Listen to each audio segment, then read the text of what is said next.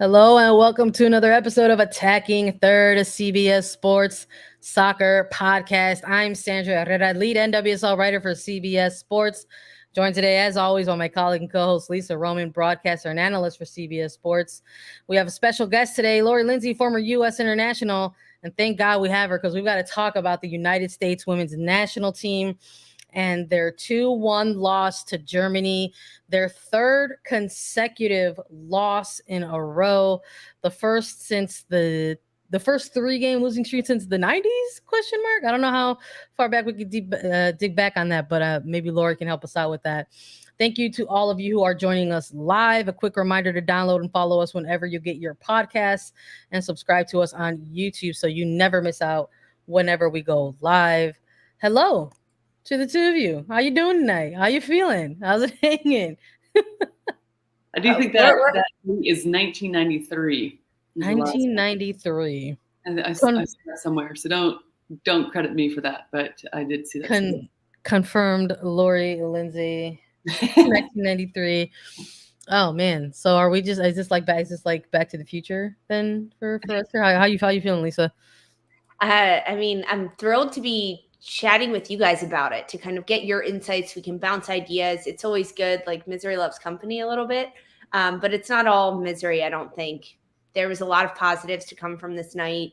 I think it's important that we kind of check ourselves on what we talked about in the preview, who playing minutes, what we saw, the challenges that Germany was going to present to the United States and kind of unlock that. But I mean, it was a good game. It was a really good game. I'm glad the game was played, right? There was a bit of a hurricane, tropical storm watch that was happening in southern Florida as well. But what about you, Sandra? How are you feeling?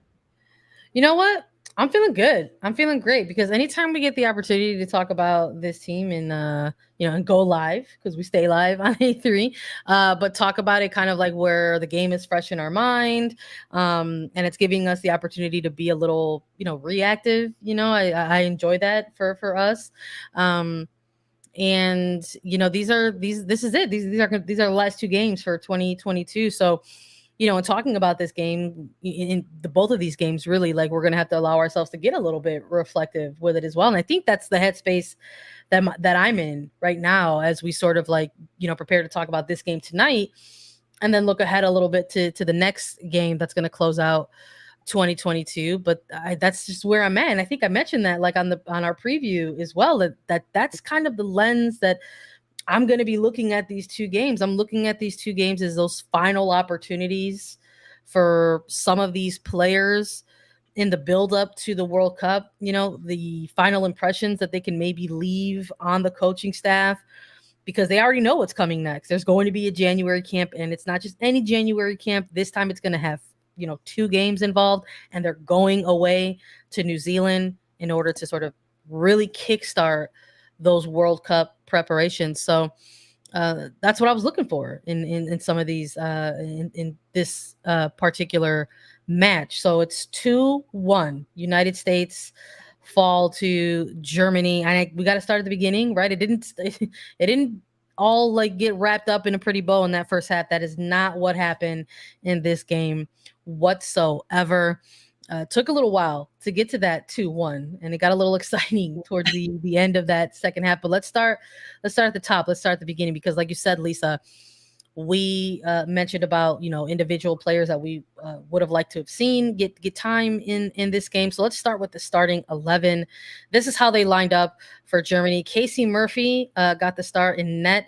Emily Fox, Alana Cook, Naomi Girma, Sophia Huerta, Andy Sullivan, Rose Lavelle, Lindsay Horan, Sophia Smith, Alex Morgan, and Mallory Pugh to round out the starting 11 for the United States. Any surprises? Any pleasantries? What were your reactions when you saw this lineup drop? Lori, let's go with you.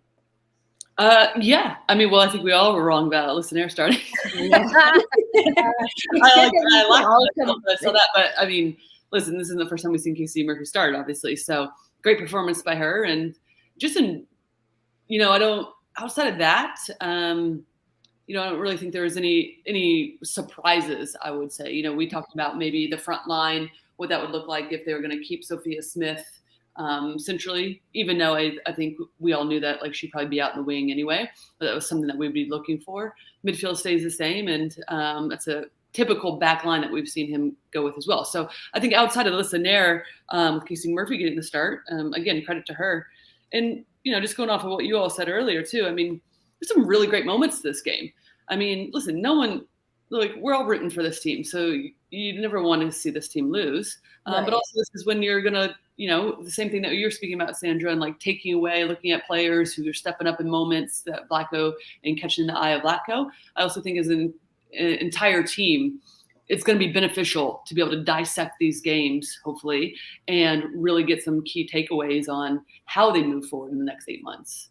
Yeah, I mean, definitely about how they learn from this and go forward from it. And I think when we look back to the October friendlies in Europe against England and Spain, there's growth in this match against Germany. But starting lineup, I mean, I'm pleased that Casey Murphy got the starting goal. I mean, I said Nair was going to play back there, but I think that Murphy deserves minutes and time against a top three, number 3 in the world ranked Germany, a team that's going to put pressure on and ask questions of the United States backline and ask questions of Casey Murphy. I mean, this is a game in which she has to make saves, and we saw that, and has to organize from the back. And I think it's a good test for Murphy. And despite getting the loss and how that came, and of course we're going to talk about it, I think that it was a good showing from Murphy in what she was able to do, the save she was able to make, even her response after the goal went in.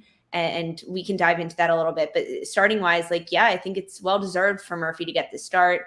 Cook and Girma in the center back duo, it's their 5th start together this year. I mean, Girma deserves that spot. I think there are some question marks around Cook at this point for me when I look at kind of how this game unfolded. But nothing at all surprising with the HSL in the middle. Herrera, Sullivan, Lavelle, that's it. I mean, you can close your eyes and throw a dart at a wall and you're going to hit the center trio for Vlatko Andonovski. But Pugh Morgan-Smith with Morgan back in it, Pugh back in it. I mean, that was another one that wasn't too surprising in the front line. And then for the German side, rolling out in a 4-back, I think that was a little bit of a question mark, how they were going to set up maybe defensively, and having 4 in the back against Pugh Morgan-Smith and then Lavelle pushing higher. I think that was an interesting kind of rotation and formational setup from US versus Germany. But overall, I mean, we have to talk about it, how the first 45 minutes, the first 10 minutes versus the second 35 minutes, honestly. No, I'm with you 100%. I think, when the starting 11 dropped, I did laugh about that. I was like, well, we were all wrong about, having somebody like Nair in net. But I was pleased to see the duo again of Cook and Girma. Especially just out of the pair of European friendlies where they got the start together against England, but in front of Nair, right? So here we had a little bit of a flip script. We had this same duo who went head to head against England, but with Murphy in net, who got the start in that game against Spain. So I was definitely looking right at the defensive shape of things, in this game against Germany, but I was also looking at somebody like a Mallory Pugh, inserted into this starting lineup. Like, how was Mallory Pugh going to look in a game like this with the United States women's national team against Germany? This is a player, unlike some of the other players who were involved, not just in this current the 2-game series and training camps, but like in this actual game, because we're looking at players like a Smith or a Coffey who saw time tonight, or a Girma or a Morgan, players who had a little bit more of an extended NWSL postseason versus somebody like a Pugh. And Pugh, one of these players who was not part of that European tour. So essentially, her first game in several weeks, that comes in, like, that was lingering in the back of my mind. Like, how is, this player who had put together an incredibly good NWSL season, was an MVP finalist, but has kind of had a bit of, disjointed game time. It's sort of close out this calendar year. Like, how was she going to look inserted back into this starting 11? And as we saw the starting 11 drop, it's like, okay, well, maybe right now as it stands, with all things considered at this point in the year, potentially Vlatko's ideal front three in terms of a Smith, Pugh, and Morgan. So that didn't necessarily surprise me, but I definitely was trying to pay attention to how that was going to look in this first half. Like, was there going to be some disjointedness? And I think you mentioned it already, Lisa, like that first opening 10 minutes, that's probably where we got to start. I think it was pretty evident that maybe this team was tasked with like trying to, commit to a good counter press, but Germany kind of gobbling things up along the way, and looks to sort of had that momentum for at least that very, very first early phase of this game. Yeah, I think opening 10 minutes, it was Germany coming out. I mean, it almost looked as if the United States was looking to get settled in, like they were trying to read what Germany was doing, how they could break those possessions up. And Germany was passing the ball really well. They had a great counter press that was putting a lot of pressure on the United States back line. They were getting chances, putting a lot of pressure under Cook, Germa, Fox, Huerta in the back line, Casey Murphy having to start this game and immediately get hands on the ball and try to control things a little bit. It was the midfield, I think for Germany, the opening 10 minutes, lights out, and especially compared to the United States. It took a few minutes for them to get into it. I think around like the 10, 12-minute mark is when things really started to shift, and there was a few minutes of pretty even back and forth play, and then the United States figured out their groove and set the tempo. And I think that in a 90-minute game, 10 minutes at the start can be incredibly dangerous. Yes, it may take some time for a team to get their legs under them, feel out their opponent, and understand where the dangerous spaces are, who's popping into those spaces, because the forwards movement for Germany to start this match were fantastic, asking a lot of questions of U.S. defenders in midfield to pick up and mark those half spaces and watch them get on the turn. But in the grand scheme of a game, you can hurt teams in those first 5-10 minutes. And Germany almost hurt the United States in those opening minutes.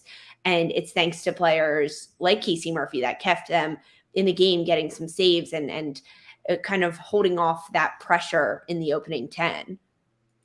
I'm with you. Anything stand out in maybe the opening 10 to 15 for you, Lori, in this game?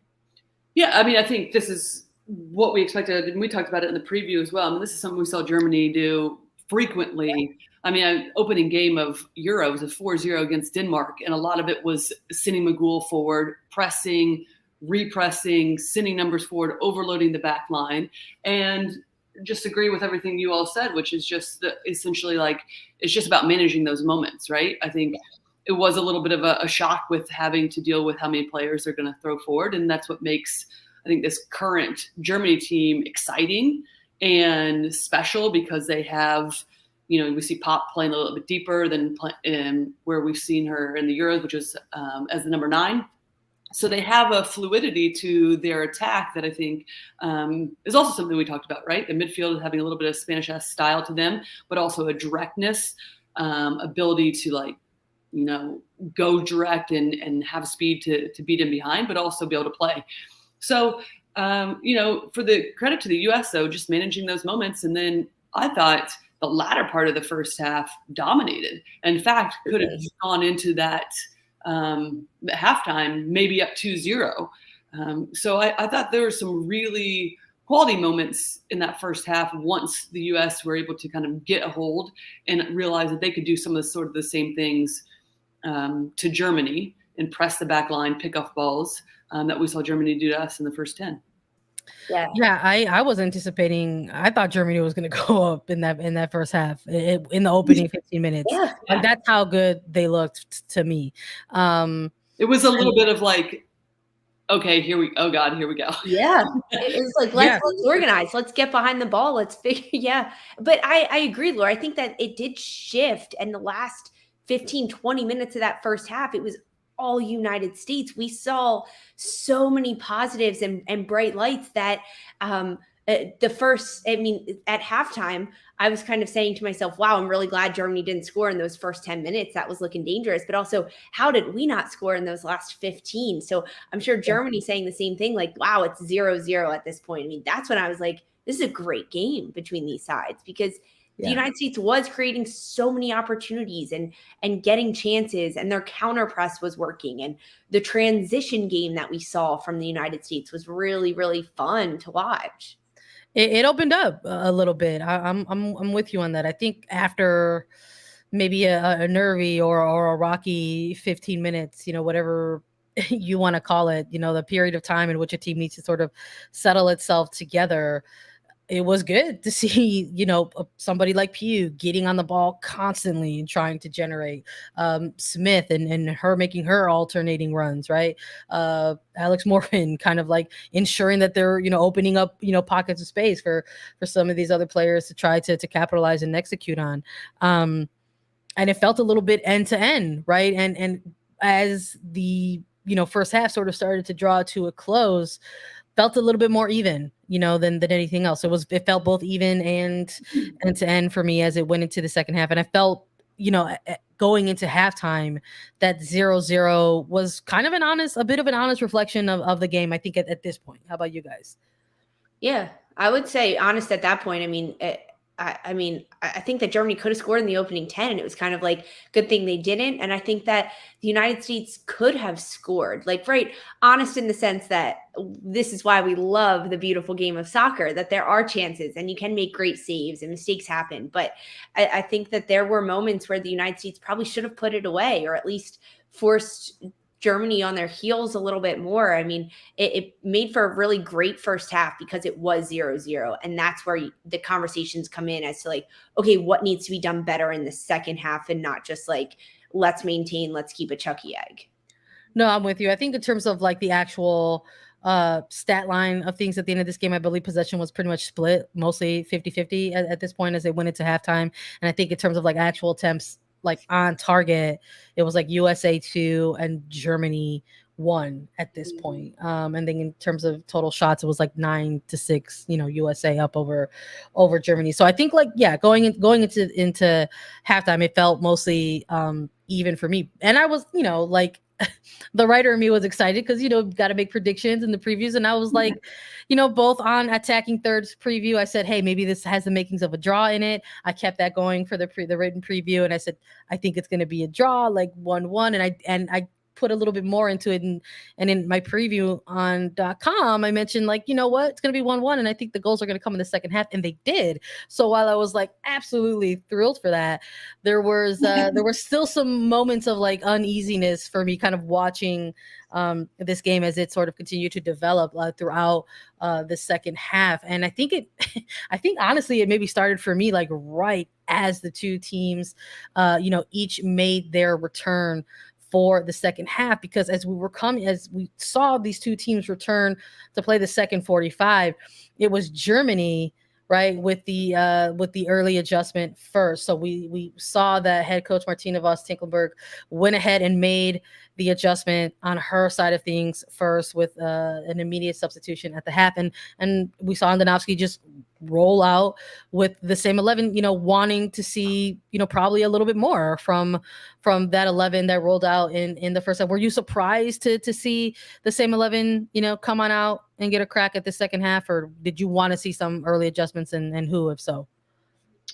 I don't think I was shocked. I mean, I kind of Krumbiegel, who came in for Germany, was, I mean, she got the game winner, right? Yeah. So, I mean, I thought she was good, and she caused some problems just with some of her runs and behind. So it was a smart decision. I don't know what was behind that, right? I know there's been a lot of talk about the travel coming over, them being tired, a lot of load on their players. So maybe not as surprising that you get an early substitution on their side. But I kind of figured going in after the momentum that they had in the latter part of that first half, that things would stay the same, right? And then we would start to see, because I think that is a conversation that we could be having as well.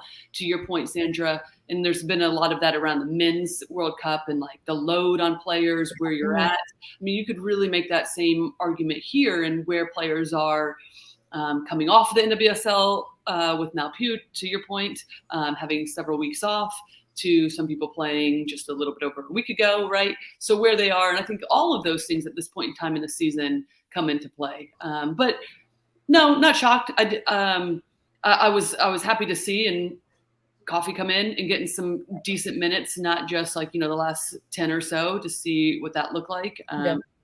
Obviously, we had mentioned about Dunn coming into the midfield in the preview and potentially what that looked like. Gets subbed in for Fox. And then some other, up top with Trinity and Meg coming in as well. And I think, those two players did a good job of like bringing in some energy. I thought Trinity was really good with the press and breaking up plays. But no, I mean, just to go back to initial, not shocked that we rolled out the same. Yeah. I mean, I agree. The 45 minutes of the first half for the players starting, like, I think especially as they grew into that game and as the partnerships grew between those players throughout the first 45 minutes, I imagine that he would want to keep that going, right? We've seen a lot of consistency from Vlatko in doing that. I mean, you look at the front line with Pugh, Smith, and Morgan, they've gotten a lot of starts together and they've gotten a lot of time together. Even think back to CONCACAF in the summer, that it's not just 45 minutes for those players. But I think that when the subs did come, Lori, as you were just alluding to, Ashley Sanchez also got a spell in there in the midfield, a couple minutes. I'm glad Coffee got significant minutes, but I think Rodman gave a huge immediate spark and in this like energetic, like ready to go, serious kind of spark that she brought onto the pitch, couple that with a sub in from Megan Rapinoe, who's going to balance that out with her incredible talent and experience level. I think that those subs are crucial, especially at that point in the game. And of course it does turn the tide goal wise, but I mean, coming out of the half, the no changes. I mean, I'm glad there were no changes, right? Like we didn't see enough from the players. I mean, I think we got to talk about these goals a little bit, right? I think we could sort of close out recapping the game in terms of how these, goals were conceded and how the one goal was scored. So, I mean, Lisa, I'll go with you, to you first on this one. So we see Germany have the early substitution coming into the second half, right? And then I'm with you both in that. No, it's not too surprising to see the same 11, roll out for the United States and get in, continue to build off of that first half, right, that they produced.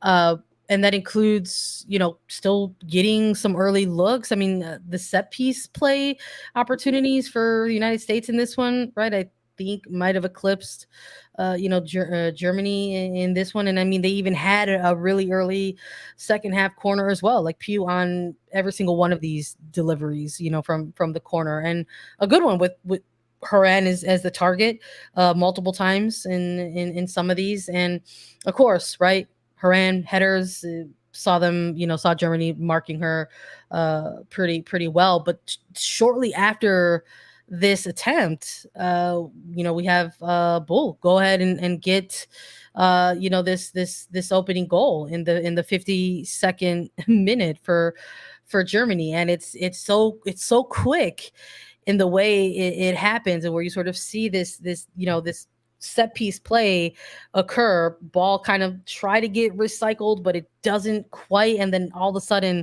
Germany is off. And again, credit to Murphy for coming up with an initial save, but eventually on a recycled ball out gets beat far post. So does something like this, after we're talking about 50-ish minutes, or perhaps even like 45-ish minutes with that first half, and now this early second half of good momentum for the United States, right? Is something like that kind of deflating at this point for the team?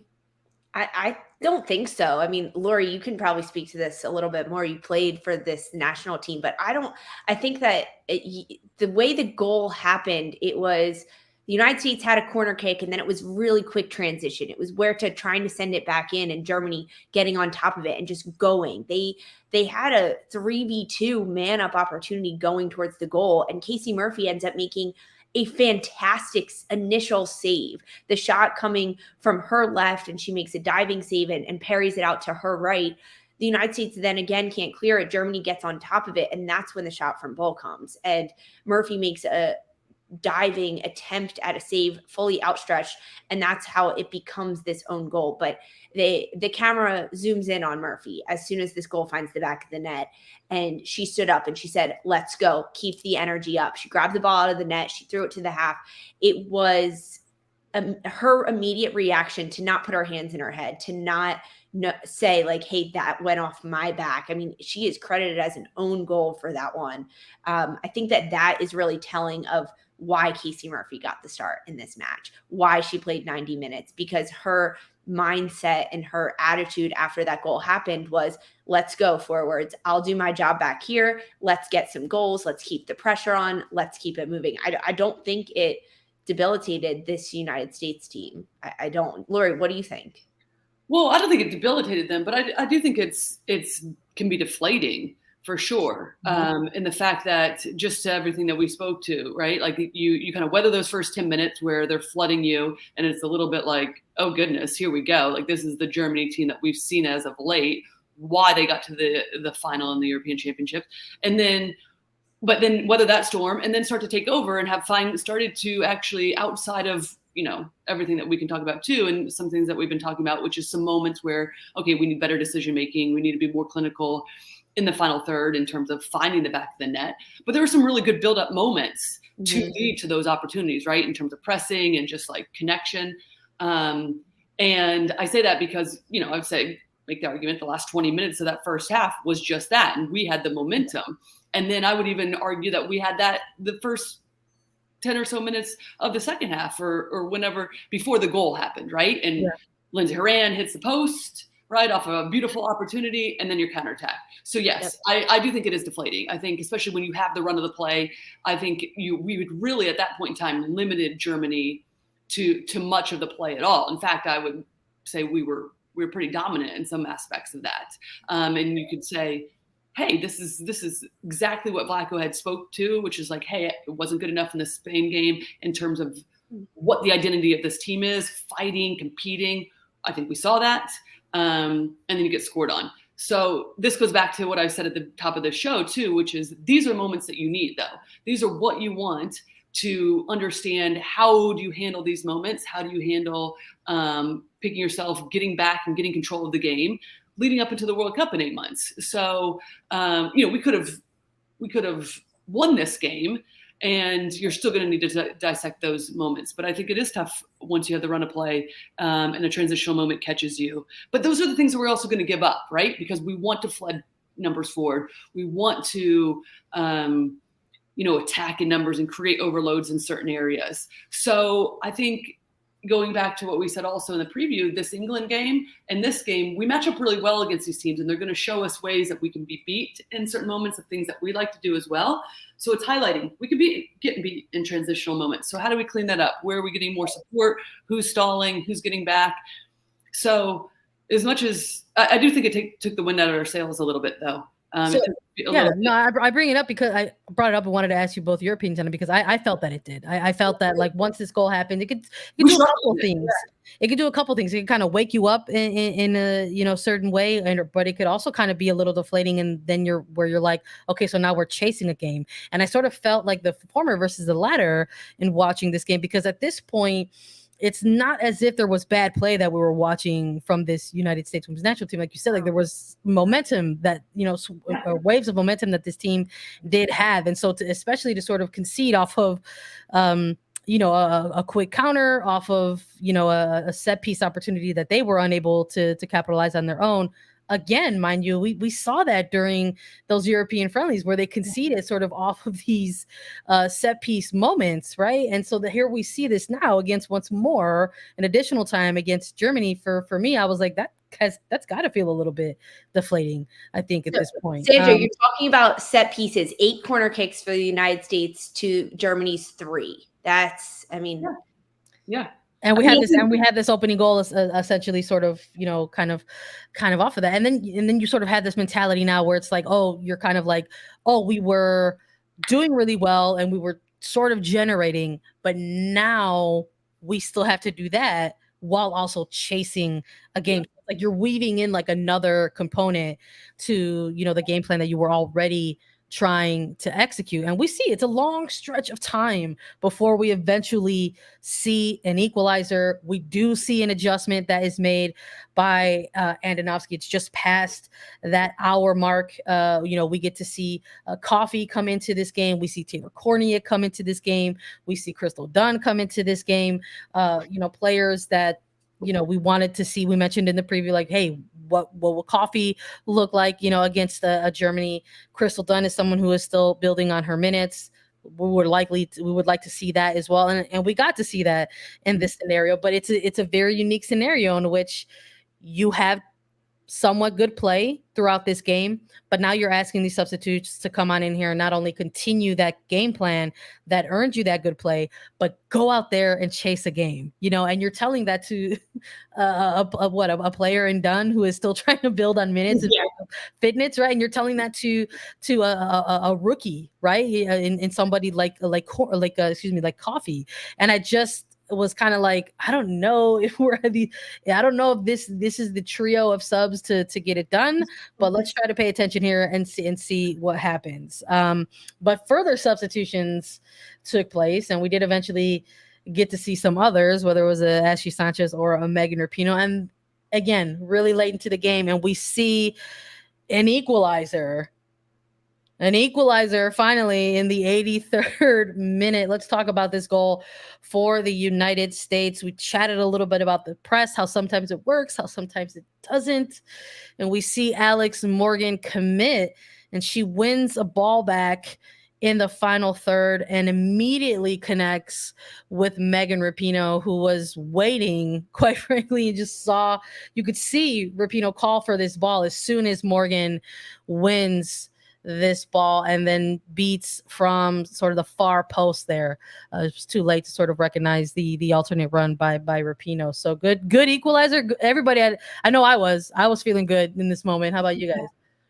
Yeah, I was like, this is a great goal. I think, to what you were saying as well, I think that all the subs that came on brought something, right? I mean, I think the first three that you mentioned, it's not always easy to be like, hey, here you go, get us back into this, right?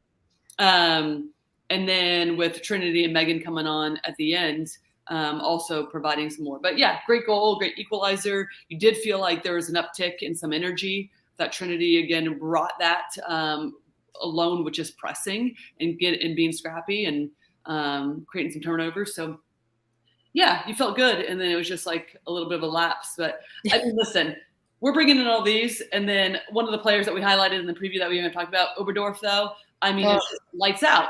I mean, she's not afraid to just boss the midfield, and she's not afraid to get into tackles. And then she played the ball in behind to Brand that led to their go-ahead goal. So, I mean, I continue to go back. Yes. I mean, we've hit on so many points, I think, in the preview and this and but these are the moments you want, right? Because these are the little details that you have to clean up that are going to win you the World Cup. And whether it's personnel, whether it's formations that we all talk about, right? But you want to be put in these positions because there's going to be players like Oberdorf who are going to be one of the best players, but is going to capitalize on these moments that you're given, right?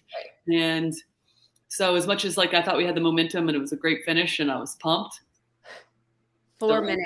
A whole 4 minutes. It was the 4 minutes of bliss. Equalizer. Look, it wasn't lost on me that this equalizer was manifested by two veteran players in a game like this. I think as you get closer and closer and closer to a World Cup, that conversation is going to remain in the short timeline that there is. We are hearing it nearly every single presser that Vlatko happens to do before a series of games or after a roster camp is selected. He absolutely has injured players in the front of his mind, not in the back of it, in terms of their rehab process and when and if and how they will be woven back into this national team program. So it wasn't lost on me that a Morgan and a Rapinoe manifested this goal in possibly try to secure a result. You know, a team that was already on a 2-game skid, now on a 3-game skid with this one.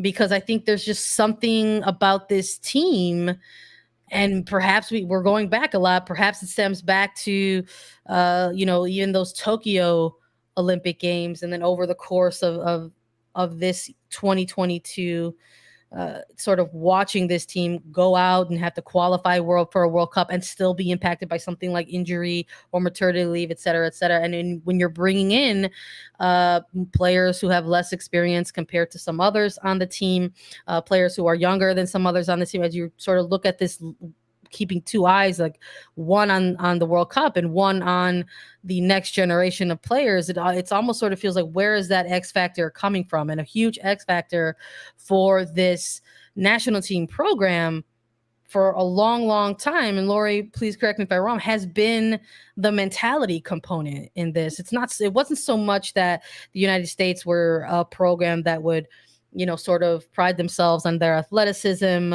or their physicality. Those were things that were just staples of the team. But it was this like unrelenting mentality in terms of like grabbing a game by the scruff of the neck and saying like, let's go. And I don't know if that is something that we're seeing, particularly in these last couple of months in terms of these recent international windows. I think at any point I was looking for it tonight, and we saw a glimpse of it, right? Got an equalizer. But it's not quite there right now for me. How about you guys? Yeah, I think that's a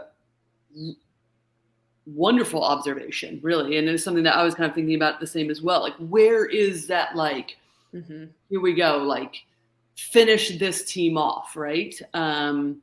I think there are glimpses of it, though. Like, it's not. Well, I mean, I think that's what we're saying. I mean, it's just about, and I think, correct me if I'm wrong, Sandra, but there is a balance, right? Of having, you gotta have it all, yeah. Players, and this is something that we've talked about a ton, I think, on this show too. The balance of like having veteran players and then also integrating these young players. And there is a plethora of injured players that have experience that you would also hope that make their way back to be able to fight for a position on this team as well. But I think there does feel like still like a very much of like a learning curve of like, who is going to be the one, right? Because if you're not going to have the players, and we haven't really spoke about this either, but I thought Alex Morgan was terrific in tonight's game, in the fact that, like, I think typically we're used to the number 9, like in Alex getting in behind, threatening in behind, but I thought like, it was a player like Mal Pugh that we thought, at least in the preview, would be that one player that was going to drop in. But it was actually Alex more often coming in deep, creating overloads. And I think those are the little things. I mean, outside of the mentality that we're talking about and finding like, hey, listen, here's this like team that like, even if teams aren't afraid to play us, because we've heard that a ton right now, like world's catching up, we get it. There's still a level of like, ooh, we don't really want to play this US team, right? Because the weapons that they have. And, so it still feels like that's coming. But I think, as I was saying about Alex, that's what you want, like the ability to have different players be able to play different styles at any given time and what is needed. Because we also saw Rose Lavelle then be able to get in behind. Right. I love that. Smith that's threatening in behind. Mal Pugh is on the back line instead, right? And I think so there is some nuance to this play that I think we're starting to see evolve a little bit, and it just feels like we're right in the thick of it, right? It was a lot of freedom. It was great to see. I liked Morgan dropping back so deep in the midfield, causing chaos in those overload numbers, because I like when Pugh does it, and she does it very good for Chicago, but I'd liked her playing that a little bit higher so she could make those diagonal runs with Smith, and Rose could get higher. I think the freedom and the fluidity of their movement was very good. And that's where those moments of spark were, and the great moments of joy where there were opportunities and shots and chances. I think that, the mentality of it is different. And I love that you said learning curve, Lori. That's like, I think, a great definition and a way to kind of put it out there. But as much as I want these other players to come back, and Vlatko Andonovski saying that players like Casey Kruger, Kelly O'Hara, Emily Sonnet, Tierna Davidson should all be available for January camp selection, Lynn Williams as well. I don't want there to be this giant learning curve and this giant gap. I want the United States to have an incredibly deep bench. That way, when 2, 3, 4 players get injured, the next one up can slot in there, and it's not a huge drop off in learning curve. And I mean, that's a talk for the future and like heading into that World Cup. But I think it's something that is nerving to me. It's unsettling. No. I'm not gonna let you off the hook. We're gonna talk about it in this episode. We have to wrap up the game, and we're going to do that. United States dropped this one to Germany 2-1. We're going to do a little bit of a preview perhaps of the next game and maybe what changes we'd like to see for the next match coming up right after a quick break. I kept my mouth shut for 25 years. Now that you're back, I want you to go to Tulsa. Not exactly the welcome I was expecting. What crew runs this neighborhood? No crew up in here. We're in the middle of nowhere. I'll protect you from the gangs. What gangs? Sit down! You got a pretty good appetite for someone who was just shot at. Tulsa King. New series streaming November 13th, exclusively on Paramount Plus. All right, United States dropped this one against Germany 2-1. We said it was a blissful 4 minutes from the equalizer to the go-ahead goal. We're talking a little bit about mental components. I mean, maybe that contributed to this game winner. We saw a quick restart for Germany. Oberdorf, as you've already mentioned a couple times, Lori, in this one, and then we just see Germany put it away. And late game, 89th minute, and with the 4 minutes of extra time, it just sort of felt like maybe there wasn't going to be another one for this United States women's national team. And the losing streak continues now to 3 games. So in terms of what's next, what's left, Lori, you mentioned it, three game losing streak. The first time there's been a 3-game losing streak since the 90s. I got to bring it up because, folks are going to say if we don't bring it up that we're not doing our due diligence. But when we're looking at the timeline in front of this women's national team, we're talking 8-9-ish months to the World Cup, and the fact that there's been this losing streak, and not just any losing streak, right? It's dropping a few games to other top tier competition, 3 teams that have been ranked, in the top 10 alongside the United States at number 1.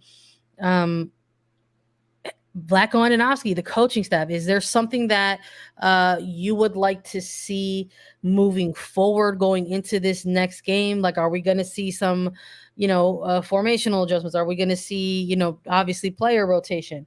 Are we going to continue to have a hotter seat for Vlatko Andonovski? Some folks might say that he was already on the hot seat coming into this one, and then after having 3 games, is it something that's outrageous to say like, oh, this coach needs to be gone with such a short window leading up to the World Cup? Yeah, I mean, I feel like, in terms of going into this next game, yes. I mean, I feel like I've talked about this for like months about the midfield, right? I think we all have. And I would like formation change, but then it also goes back to what we talked about in the preview. It's less really to me about formation. It's just about, the movement of the players. I talked about Alex Morgan dropping back, understanding of where you're going to, who's going to stop. I mean, these are the quickest moments in games, right? So I talk about this like transitional moment off of like the Herrera hitting the post and then they go down to score. And yes, you can like have scenarios of like, this is who's going to step, but like it's all decision making in the moment, right? And that's why I think it's more of a promising situation than like us being like, goodness gracious, because I think if you look at the 90 minutes as a whole, there were some really promising moments, right? It's a 2-1 loss. It's a 3rd loss. Yes, we can all talk about this forever. And there's moments where we're like looking at the talent and you're like, yeah, damn, these games, we could be winning these games, right? Outside of the Spain game, which I think everyone can agree, no, right? Yeah. That wasn't it. The players would say that too. Yeah. Yuck. But really some bright moments, and like against England, some really good moments against this game in this team. So I think it feels like there's still more, and thank goodness you have 8 months, and then also like there's still more, and oh goodness, you only have 8 months. So 8 months is not that long. that's what I just said. It's not that long. It's not that long, which is honestly, it's probably why there's there's folks out there in their respective corners of the internet like saying, oh, he's got to go. But I'm someone who has been watching this Mexican men's national team and their build up to the men's World Cup, and like they've had a horrible run of games. And if you grow up watching Mexican soccer like I did, you were calling for the head coach to get fired like every other month. So that's not surprising for me. But it's also not surprising that like they're not, the coaches don't get fired, even if there is like a stretch of like really tough games. And I don't imagine even this close to a World Cup that would be the case. Again, just sort of utilizing the men's Mexican national team as an example. Just they're still going to the World Cup, and they're still going with the same coach that so many were calling to be fired. I don't know if they're going to fare well in that World Cup, but that person still has their job. But I'm just using that as an example, and that that I don't anticipate that that's something that's going to happen for this team in this program either. I just really don't.